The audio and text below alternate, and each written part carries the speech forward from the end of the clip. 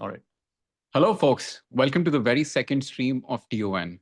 We talked about AI, consumer investing, and network states. Today, before we welcome our awesome guests, I want to just cover a few news items just so that you're up to date on what's happening in the world of startups.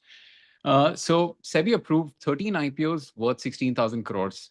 Two names really stood out for the startup world: Boat and Urban Company. Utsav, do you remember there used to be a time where venture investors in India used to be asked, "Where are the exits?" And look how far we've come. I think. Honestly, some big winners there as well, right? Axel, Elevation, Bessemer, Tiger Global. Oh yes, and also, I mean, it's a sign of coming of age for retail investors also, where they've moved past just value stocks to now growth stocks, and of course, it comes with expectations. They expect all of the companies from our ecosystem to have the same KPIs, the same metrics as their public market peers. And some companies have shown that they have incredible what's called operating leverage. When your business gets to a point where you know that 1 rupee into the business is going to come out as 2 rupees, investors take note and they're happy to invest. Absolutely, and many of them have performed well as well. Like Eternal, Zomato, of course, a consumer favorite, Yeah. listed.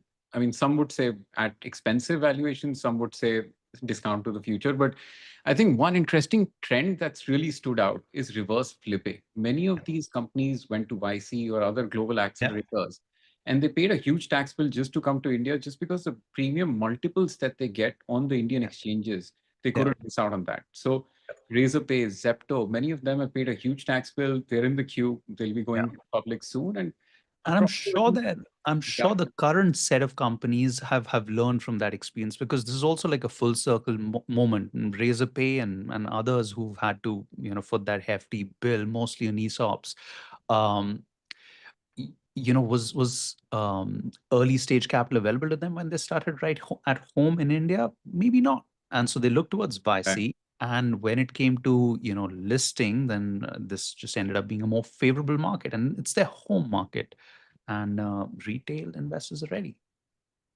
Awesome. And talking about retail, UPI has been this awesome public tech good that India's unleashed into the market. Yeah. RBI was hard on credit cards. So there is this new beast that's come up, UPI Autopay. A company just raised 28 million. And in this space, they're building this new education platform for Indians Mhm. to learn anything under the sun. So What's this company? Seekho, they've raised 20 Seekho. million. Right. Okay. And what And they're what? they're basically teaching a wide variety of Indians a wide variety of topics. So it's honestly just penetrating. It's the next edtech wave where people are not literally learning hard technical skills, but they're learning everyday skills on Seekho. And but the key thing is the UPI Autopay has enabled many such companies to do that. You'll do, of course, your regular insurance payments, your credit card payments as well, and many other payments. But UPI Autopay is accounting for 53% of all recurring transactions on the UPI network. So it's So it's pretty when we set systematic, up standing instructions, and then there's just a bank-to-bank like a transfer. mandate. Yeah. There's no third-party card network that gets involved. And I can totally see why RBI is in the favor of these transactions taking place on the UPI rails and not on a global card network. No, But what, absolutely. what And at volumes are we looking at right now? We must have 20 numbers. billion monthly transactions, 20 billion. Not payment volumes, like number of transactions, 20 billion. Exactly. 20 billion. And also, I mean, it's not absurd to hear of GST and UPI numbers making Yeah. records every month. So these numbers are not fascinating, but of course, Yeah. they're huge. Like, I think Yeah. nobody else in this world has been able to create such a hugely successful and widely used payment network. And you can see the funny thing is that number of coins being minted in India are going down. I don't know if Yeah. directly correlated to UPI or not, but yeah. I can't recall the last time I even transacted using one. Do you? I mean, I've never seen you pull out coins. Probably When you not. Probably not. Living in the digital world. yeah, yeah, So Elon Musk, can't talk about tech without him. Tesla India launched recently. They got yeah, 600 bookings only. yeah. Were you one of those 600? No, and surprisingly, when they first launched pre-orders in India, they had this $1,000 thing Yeah. where you can put a pre-order on their website, and almost everyone in the ecosystem was putting up their screenshots. Hey, I booked a Tesla, $1,000 paid, all of that stuff. Oh, I don't know if it was status signaling, yeah. but what do you think is the key reason for something like this to happen? Like 600, too little, too late? What are the cars priced at? They're priced over 60 lakhs, mostly because of the import taxes. Maybe that's the answer.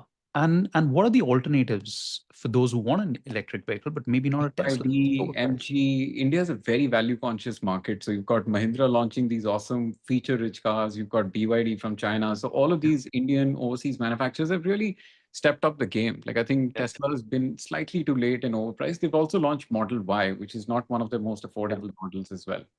Yeah. And how many showrooms do they have right now? Just that one in Bombay, or no? There's been a No, Delhi there's launch one in also. Delhi as well. They've opened one in Delhi as well. So if you're planning to get one, I think that's the place to be. Uh, I don't know. Maybe our listeners will find this one story interesting, where the BYD founder, his starting point was importing 50 EVs and stripping them down, and reverse engineering and building his way up from there. Uh, and look, the journey that company's made. And interesting. But before we get into all of the other things that we talk about, the space stuff and this thing, what do you make of different industries? Like I think consumer brands like Blue Tokai Coffee have raised capital as well to go international. Have you tried their coffee, or what do you make of this whole coffee wave that's happening in the country, where third wave coffee, first coffee, up coffee? Like I mean, there's like too many of And these this isn't even a cafes. plug, but that's actually what's in here. It's Oh, it's, it's Bluetooth, guys. So love the beans. Yeah, I'm consuming it almost daily. yeah, They've raised 25 million recently, and I think part of that expansion plan, they mentioned that they'll be shifting focus internationally to UAE and Japan. yeah, yeah. And what's interesting is Blue Tokai also has a thriving peer set. Hmm. And the great thing about coffee companies in India is each one's found their own niche.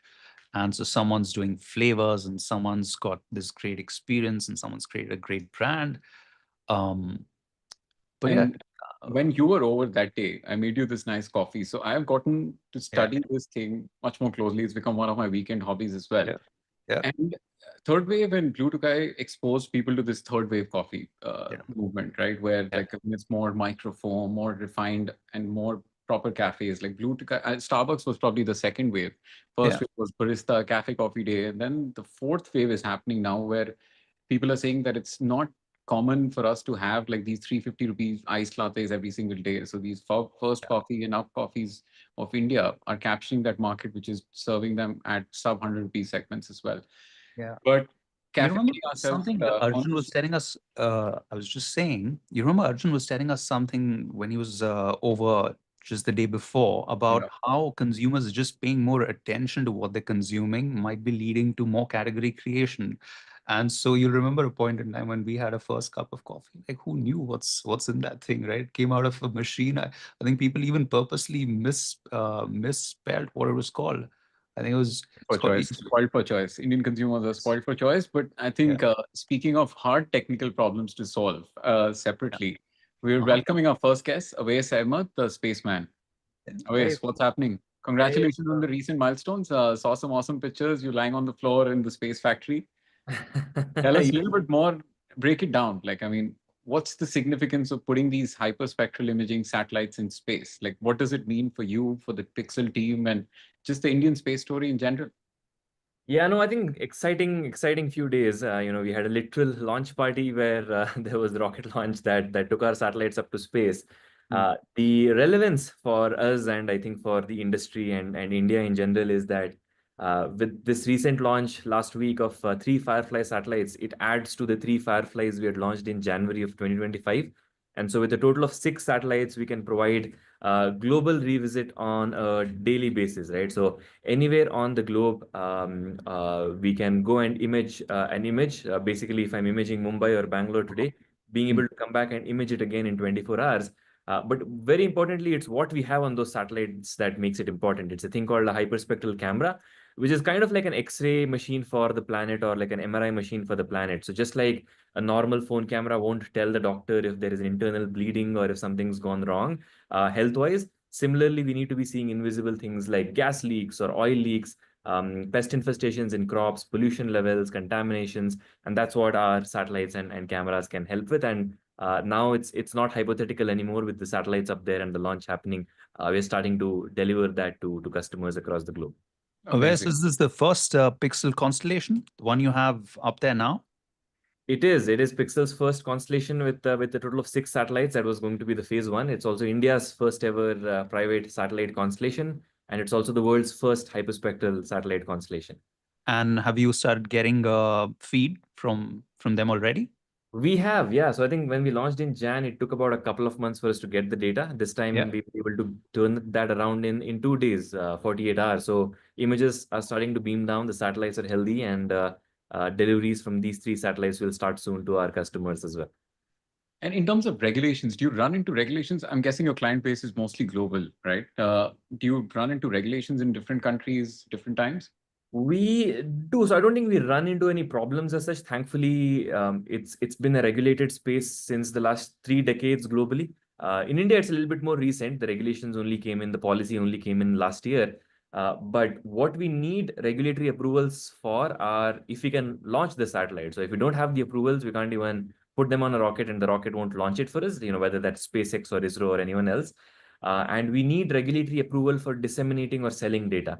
But once the satellites are up in orbit, it's kind of like free market. You can, as long as you're not selling to any of the sanctioned countries and sanctioned companies on your government's list, you're free to sell to North America, Europe, Australia, Southeast Asia, anywhere you want. But it's the regulatory part for launching the satellite, not really for the data. Interesting. Awais, I remember you once telling me that the satellites are, they're made here in India, at your facility here in India, but they're launched from elsewhere. Do you want to tell our listeners how you actually ship the satellite in parts and make it launch ready? I mean, we use those trucks that you see on the highways here to get them from our facility to the airport, and then it's basically cargo on a flight. So we've launched with ISRO. That's an easier transport. Do your boxes also say fragile? They do. They're super fragile. And we say do not open in big words, very bold, because you don't want to be opening the satellites in non-contaminated environments. Yeah. Right. So in contaminated environments. So we just put them on a cargo airplane, and then they are transported like any other cargo. Just that we put a lot of padding and a lot of bubble wrap to make sure nothing. Is there insurance for this as well? Because I remember Meta's satellites on one of the early SpaceX launches, I think that thing blew up, right? So Meta had a huge amount of satellites on that as payload. That's right. Yeah. So we have insurance for different parts. We have insurance for when the assembly and integration is going on. So let's say an earthquake happens and then the satellite that is being integrated falls down, we get paid back for what the cost is. There's also transport insurance. So as soon as the satellite leaves our facility and until it reaches the facility where it's integrated with the rocket, if something goes wrong or it breaks during transport, there's insurance. There's insurance for the rocket itself in case the rocket blows up, which is what happened when Meta satellite was on that SpaceX rocket. You usually get back the money for the satellite as well. And finally, there's also insurance you can get for in-space operations in case the satellite stops working for whatever reason. Wow. You get paid back the amount you've insured for. Just that the rates differ quite drastically. AIT to in orbit, it keeps on increasing in terms of the percentage you have to pay, but the insurance is like any other market. And what's happening in the India space mission? When do you think we'll be able to launch these payloads in India? So obviously, there's been ISRO for the last 3 decades that have been launching rockets, so that they're still the only option. But there's a few other options coming up in the near future. So what ISRO has done is they have transferred the technology to private consortiums for both the PSLV, which is the Polar Satellite Launch Vehicle, the big one, which is the most memorable one for Indians, and then there's the SSLV, which is a Small Satellite Launch Vehicle, which is also recently transferred over to a private consortium. But then there are also a couple of private organizations like Skyroot Aerospace. They did a suborbital launch up to 80 kilometers a couple of years ago. And then you had Agnikul Space as well, based in Chennai. They did a suborbital launch to 8 kilometers or 10 kilometers last year as well. So I think in the next 2 to 3 years, we will see at least 3 to 4 of these options becoming an option for companies like us as well to launch from within India. But as of now, I think SpaceX really takes the cake in terms of how often they launch, which is the biggest factor for us, and also in terms of the price, because they can just reuse their boosters. Would India be cheaper? I'm guessing significantly cheaper, but in your experience, where do you think the price advantage lies? Yeah, I think that's one of the counterintuitive things. ISRO was the cheapest for a long, long while until 5 years ago or 4 years ago, where it would probably cost half to one third of or one fourth of what you would pay for like a European or Where a does the room for cost optimization come from, Awais? So I think mainly the fact that I think labor is cheap in India that led to the cost being lower. But then when SpaceX came into the picture, they changed the game because they could now reuse the rockets, right? So they're not building a new rocket, and no one else in the world can do that. So they slashed the prices from what was generally the market price by one fourth, further one fourth. So it went down all the way to like $5,000 per kg. Earlier it used to be about $20,000 per kg to $25,000. So Yeah. SpaceX is actually the cheapest in the world today. Yeah. Now we are not yet at the place where we know what the future launch options in India will cost, but the hope is that they'll at least be able to match SpaceX, if not bring that down further. But I think SpaceX is just like much further ahead in terms of tech and reuse, and that will be the challenge for Indian launch companies as well. And tell us, Wes, when you compare space missions across countries that have them, where do public space agencies have an edge? And what are private operators like yourself doing differently across the world? And is SpaceX like an N of one organization? Does it have a very unique place in It this does, global right? industry? Yeah, so I think space agencies you know, I think India is like a top four or top five space country in the world, just because of what ISRO has done, right? Private companies only come up in the last 4 years. NASA is the leading space agency given the budget that they have and the interplanetary missions that they do.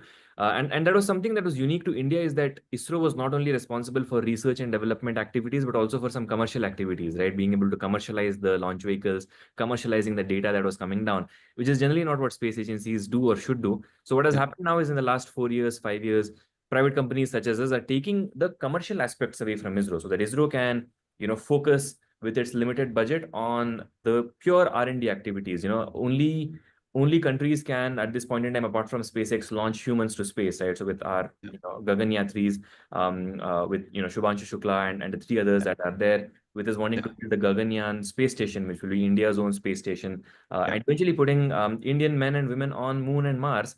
That's something that now ISRO is focused on, which means that they're not going to be focused on can we build more launch vehicles and make revenue from that. That's something that the launch vehicle companies will do. Yeah. They're not going to be worried about selling imagery. That's companies like Pixxel will sort of take up, right? So I think they need to work together to make sure there's indigenous capabilities for these down to earth related technologies, but then ISRO can focus more on the interplanetary ones. Yeah.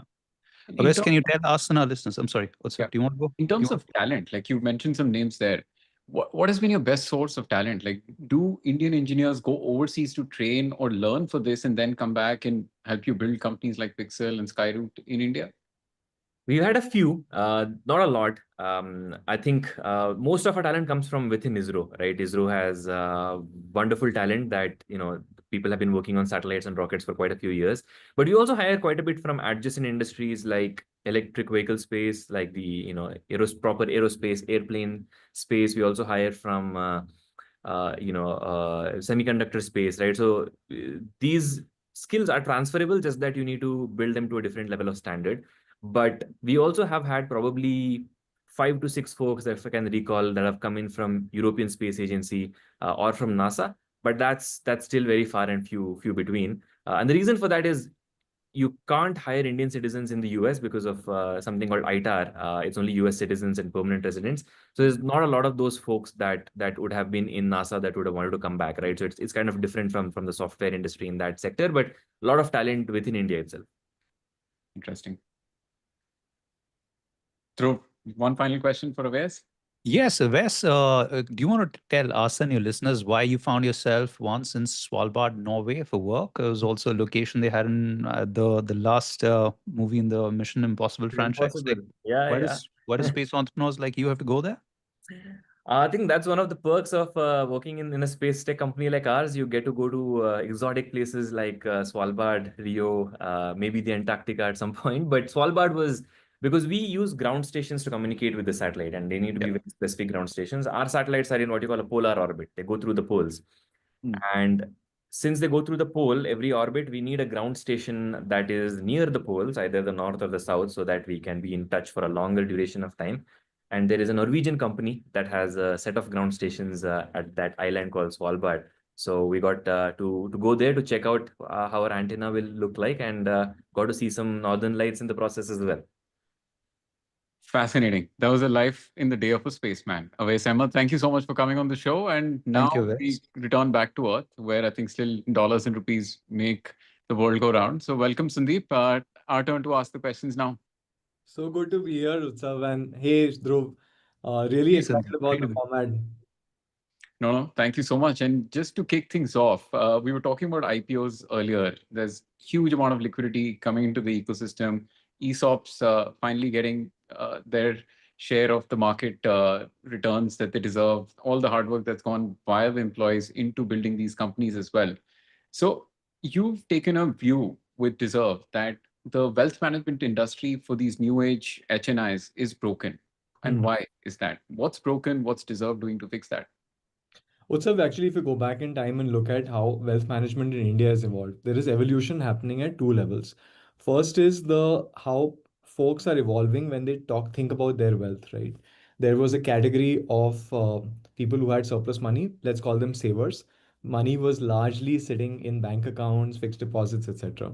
Then we had this category of traders, people who were looking at identifying mispriced opportunities in futures and options and even in stocks, right?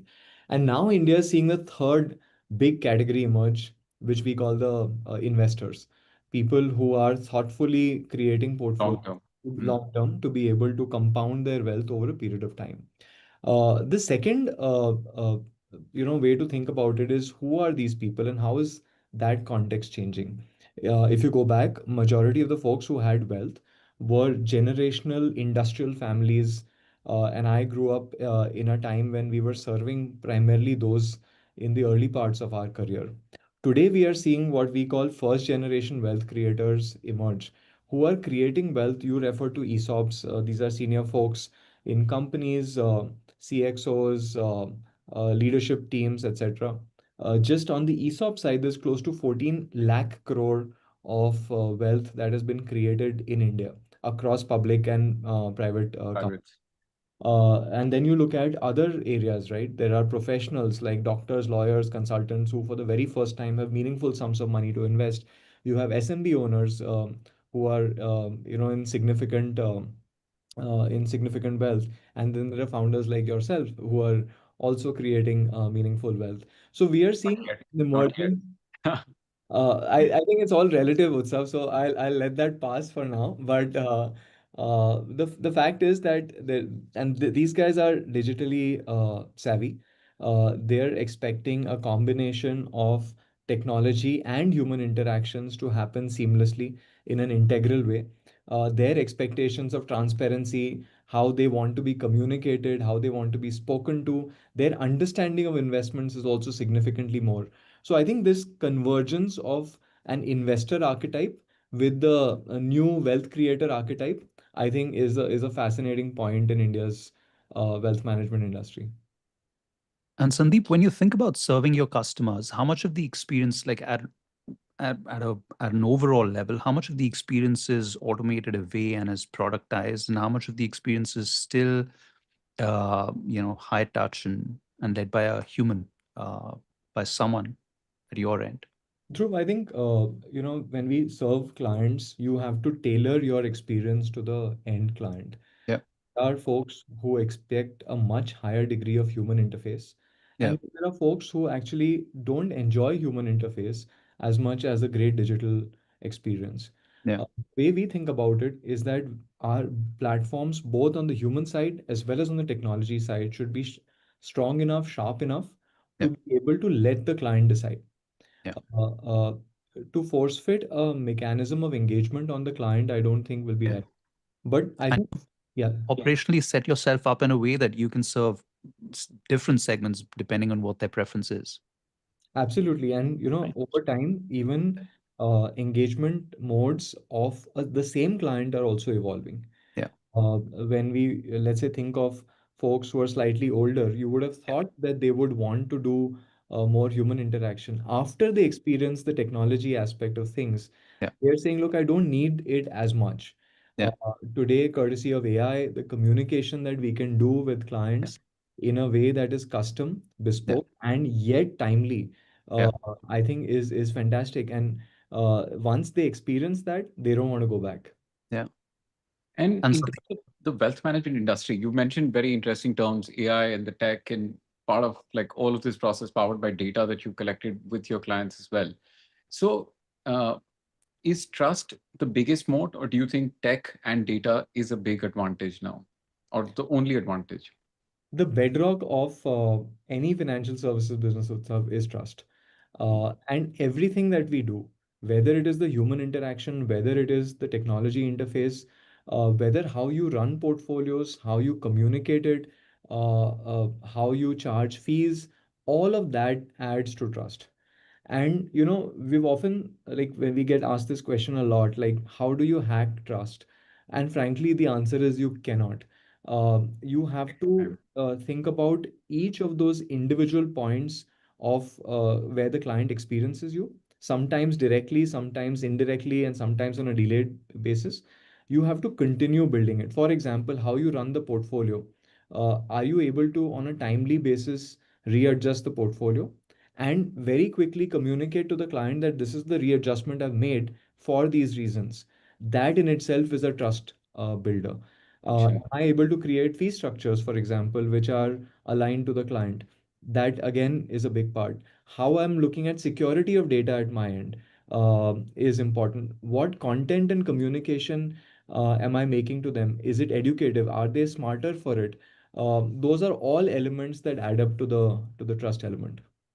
And in terms of a median client for Deserve, what's their typical persona and what's their average portfolio size? If your median portfolio size on Deserve, if you're comfortable sharing that. No, absolutely. I think on an average, clients have anywhere between 2.5 to 5 crores with us. Uh, Okay. I think the investor persona, I think, is a very interesting one, and you have folks at both edges. But I'll describe the persona in three buckets. One is, let me call them digital aliens, folks Hmm. like my dad who prefer an RM to come home and Digital alien. I'm going to use that word soon. Hmm. walk them through the MIS, etc. So that is one, and we have a large part of those. And on the other extreme, we have digitally native folks who are saying that, look, I do not want to talk to an RM. Can the technology interface do everything for me? And in the middle, which is the bulk of our client base, is what I call the digital savvy.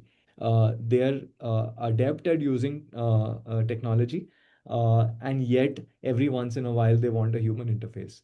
The interesting thing in our industry is that, actually in India, retail audiences have had better technology experiences than India's wealth creators or people who are in wealth. And I think that's the big opportunity. Can we reshape the experience that they get? So democratizing access to these tools and learnings. And I think a lot of the content which is out there, like I think in terms of social media and in terms of these fin influencers, educating the people and sometimes misinforming people as well. I think that's a worry as well, right? I mean, trust can be taken away in a jiffy. Yeah, absolutely. I think there are two elements there again, Utsav. The first is that uh, for most people, the influencers did a fantastic job in level one content. Hmm. What is an SIP? What's a mutual fund? FD versus mutual fund, loan versus redeeming the portfolio, and those kind of things. I think now what is becoming important is level two, level three content, where people want to go deeper in their portfolio and be able to give that nuanced view of what is right. For example, on ESOPs, right? At the very high level, some people understand what ESOPs are, but it's a very complex topic. Every company's ESOP structure is different. Can I educate someone on that? And in that context, we have a book coming out now because we couldn't put it in a blog. So we had to wrap it together in a book with case studies and so on.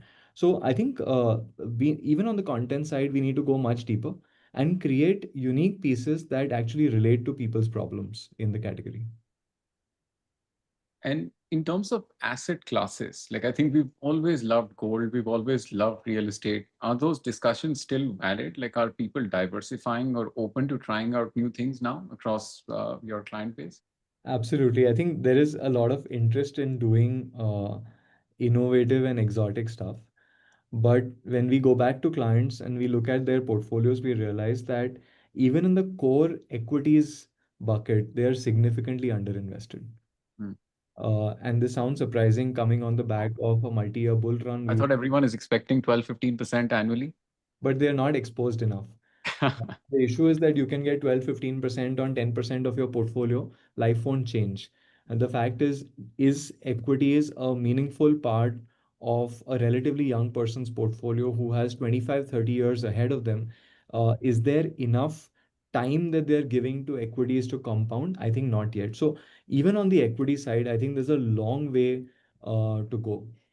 The second thing when it comes to equities, most people think that it's the more interesting stuff, the latest stock tip or the most interesting idea that they'll hear at a party, which has allocation. I think, frankly, the boring, the compounding stuff is what actually makes money. So our job as good Samaritans and as good wealth managers is to ensure that the allocation happens in the right way. And Sandeep, what do you do when clients come to you and they don't have clarity on their own goals? And that's our job, Dhruv, is Yeah. to actually sit with them and help them understand their goals. In most cases, when they have that conversation with us, it's the first time they're seeing their goals together on Yeah. a single dashboard, Yeah. where we are trying to help them put it together as a part of what we call comprehensive wealth management. Yeah. To say that when do you need this kind of money? What are Yeah. the time horizons? What's the quantum of capital? And Yeah. actually help them with thinking through the amount of money that they'll need at different points of time. That's number one. The second, I think, which is the important part, but it's understated given that we've seen a secular bull run almost in the last few years, is that explaining to folks what volatility really feels like. What happens when markets go down? So when we create portfolios for clients, one is led by goals, but Yeah. also that in case markets fall, in case a 2008 event happens and Yeah. portfolio falls 60%, a 5 crore portfolio becomes 2 crore rupees, how would you feel at that point of time? And then using that input to shape what kind of asset allocation you should have, how much equity, fixed income, what is the timing of deployment within equities, how much risk will I take? All of Yeah. that is built as a function of that. And maybe just one final question, Sandeep, before we let you go. You've obviously built a very solid foundation for your company, and congratulations on that. Personally, for you, what are some long-term priorities you're spending time on? Dhruv, when I think about the blue sky, when I started my career, right, the Yeah. entire mutual fund industry was sub $10 billion. Yeah. I'm so old that that industry is now nearly $1 trillion in the last 20 years, right? India's combined financial savings right now is $12 trillion. In Yeah. the next 20 to 25 years, we will add another 80 to 90 trillion dollars to take it to 100 trillion. There is no way that you will not need a lot of high quality wealth managers to help these folks who are creating this quantum of wealth. So I think the sky is the limit. Do we have a stat, by the way, on how many RMs or wealth managers we have per capita, like in the segment that really needs the service? So there are 1 crore patis in India, Yeah. and I'm rounding it off for Yeah. effect. Yeah. But and to our mind, there are anywhere between 9 to 10,000 relationship managers to serve that 1 crore base of Yeah. prospective clients. I think this is not only category creation happening at the client level, there's a category creation that needs to be done on the service delivery side also. You need to create a cadre of wealth managers who think long term, who are aligned to the interests of the client, who are smart, sharp, educated, and digitally native themselves. So I think there's a lot of work ahead of us. Yeah. Awesome, Sandeep. Thank you so much for educating us and our listeners today, and hope to stay in touch and catch up soon. Thank you so much for coming on the show. See you Thank soon, you, guys. Sandeep. Thank you. Awesome. So that was Sandeep of Deserve. So if capital Deserve. allocation is culture for money, let's Yeah. switch gears up and bring the person exporting culture from India via music. Amarjit, thank you so much for coming on the show. Thanks, Utsav. A pleasure to be here with you and Dhruv. Hi, Amarjit. It's always such a pleasure to see you. Always, sir, always, anytime. And I think love being there, and it was a great format. Yeah, We loving have a it. lot of questions for you. Dhruv, do you want to get started? Yes. What are you listening to these days, Amarjit? Let us start. No, There are different things. Latest I was listening to jazz because I went to Yes. a pretty interesting jazz show recently. But Yeah. mostly I'm listening to hip hop, Punjabi 101. Yeah. And I'm working on some of the interesting African markets. So I'm also listening to some Swahili music right now. Oh, wow. Yeah. And in terms of your role, so you're covering a whole bunch Yeah. of different geographies. How does that play into your, decision-making process? Because every region is different, right? India is probably the fastest growing market, but one in terms of which is still playing catch up in terms of revenue compared to the more developed markets and say more developing markets like Africa coming up with their own musical taste and culture. How do you Yeah. balance all of these decision-making parameters in a daily role for you? Yeah. No, thanks. I think this is my region is South Asia, Middle East, Africa. But I play two roles there. One is I continue to remain as a MD for India. So, that's a market I go really deep. I've been building it for the last 7 years. And in Middle East region as well as Africa region, I have a very strong leadership there. So they are the ones who are leading. I'm just working very closely with them, and I'm a great soundboard to them. I think I'm also like a coach. So in a way, I get a chance to play different roles. But to your question specifically, I think it's all about learning. I I think these are all emerging markets, and there's a lot of similarities in these markets. They're very strong heritage markets if you look at the history of this region, and they have a extremely strong local culture. So there is so much interesting learnings that we are seeing that it passes from one region to another. And we do that a lot also. In fact, we just last week we did a session called Spotify Learning Across Markets, Interesting. which I've launched in my region, where I'm now getting all my teams together in specific areas like cultural area or category, marketing and so on. And we discuss what we do in each markets, and that allows us, not only me, but I think people in my different teams to learn from each other on what we are doing, because we don't want to reinvent wheel again and again. You kind of just go back and learn from each other, copy, innovate, and so on. I think that's what we are trying to do here. And speaking of learning, Amarjit, how long did it take to get the pricing equation right for India? Yeah, I think it's still on a journey. I think when So, we started in India, I think we were seeing that there was no propensity to pay for music.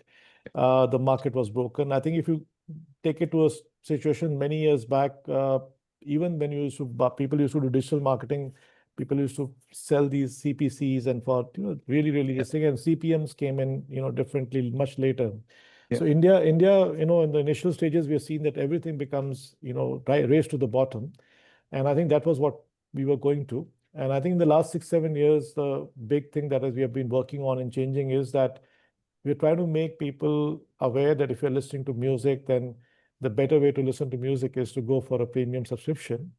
And I think that transition is currently underway. I'm very, very happy because we are seeing a faster growth in our subs number, which is subscription numbers, than our overall MAU growth.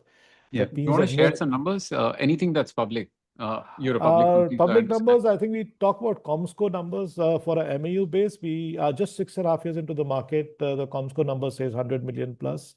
So Wow. it's not for India alone. So it's a good, Okay. we are a listed company. I don't talk specifically about deeper metrics as such, but all I can say is that uh, if I look at the market, we are the one company which is literally trying to lead the way on how Indians pay for music.